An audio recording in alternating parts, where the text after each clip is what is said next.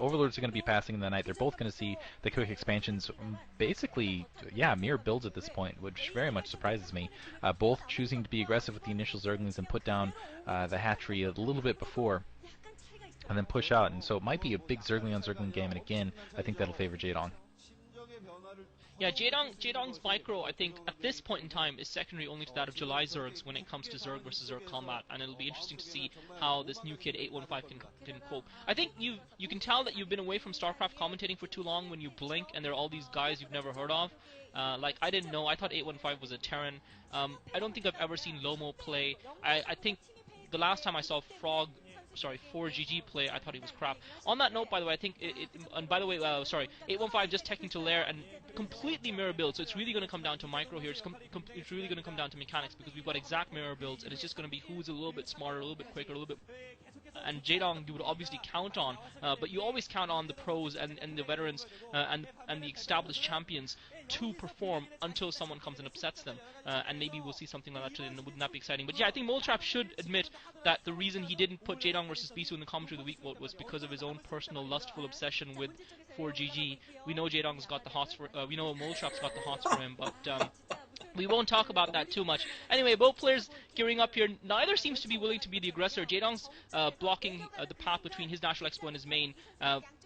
815 in a slightly more aggressive posture, just sitting outside his natural expo. But looks like we might very well have to wait to get to Mutalisks almost before we really see some action with these guys. Obviously, both players having the scout over each other's bases negates the possibility of surprise attacks.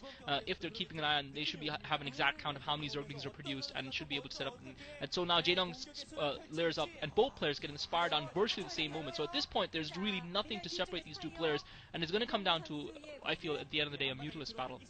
Yeah, you're right. This is crazy. They're basically doing exactly the same thing, hit for hit, drone for drones, larvae for larvae, and so that means it is going to come down exactly to micro. They're counting lings here. It does look like 815 might have a couple more lings, and never mind, there goes a few more for Jaedong there.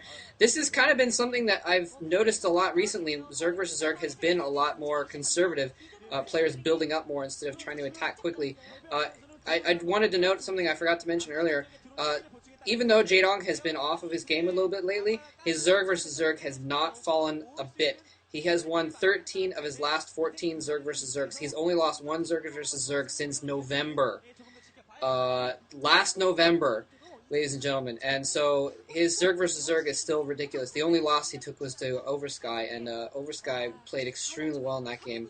So, yeah, I think when it comes down to the micro battle that we'll probably see here in a minute, I do expect Jaedong to come out on top. It does look like they are going to... Usually what you see is one player trying to attack with all their Zerglings right before the Spires come in, try and make use of those Zerglings, but I guess we're not going to see that today, and it does look like it is going to come down to a matter of Mutalisks and Scourges and who can do the better micro with both of those. I'm anxious to see how 815's micro can shape up.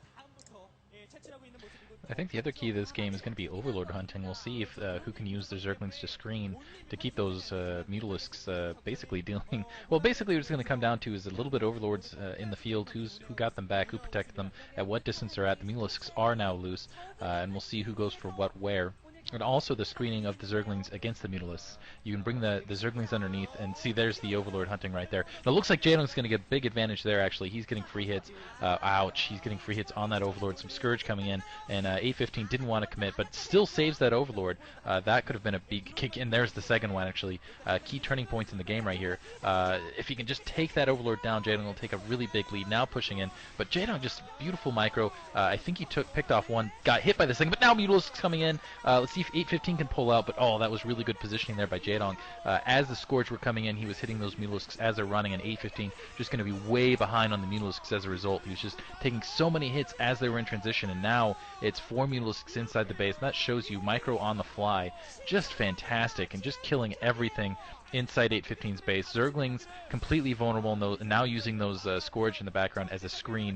815 does not want to get it caught in the same situation, so he's sending those Scourge up to keep the Mutalisks back, and now, as you can see, 815 just giving up. GG, beautiful micromanagement there from Jaedong. Yeah, I don't know if you guys saw the intensity on Jaedong's face. It's something that I haven't seen for a long time on a lot of StarCraft players' faces. It was what was missing in Flash versus fOrGG earlier. But Jaedong was there. You could just see him look at him purse his lips together and just high five would just smack the hands of his teammates when he high fives them. Probably some of the hands are probably hurting right now from those high fives. That's how much power he's putting into them. He's just completely he just wants to make a statement. I think Jaedong wanted to make a statement with that game, and he's now made it. I think the game versus Bisu, which I'm not going to spoil, I think if you guys see that, you'll see exactly what I'm talking about. I think Jaedong stepped out here today to make a statement, and it was unfortunate for 815 that he happened to be in the way, and he had to be summarily crushed so that Jaedong could make a statement. But I think Jaedong has made a statement here, and he's especially made a statement to Flash. He's telling Flash, look, this is what I'm made of. What are you made of? Let's see what you can do. So Jaedong really on the game, on the money, and even though both players had identical builds, it seemed to me in the initial encounter Jaedong had 6 Mutalisks or 5 Mutalisks to 815's 3 Mutalisks and 2 Scourges. And that seems strange, that Jaedong actually had the resources to produce more Mutalisks at the same time as his opponent, even though both went for virtually identical builds, and I think that was very telling.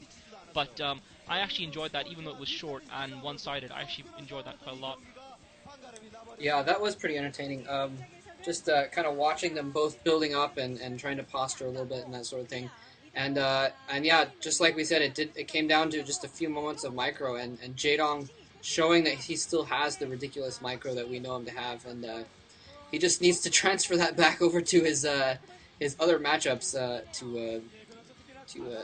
to make it, I guess, farther in some of the start. I mean, he got out of which is the OSL? Yeah, he got out of the OSL in the early stages last season and that sort of thing. So hopefully he'll be able to pick things back up. And you're right, though, he did look pretty damn good against Bisu and against other players recently. So I think, like Huashin, for instance, so I think he might be back on an upswing. Yeah, that match is just looking exactly like his old self. Looked beautiful. It is Zerg versus Zerg, but still, that Mutalisk screen, catching those Mutalisks in transition, you only get about 3 hits, and out of that, wow, just really maximized on it. Beautiful from top to bottom. I don't feel like he made a single mistake that game.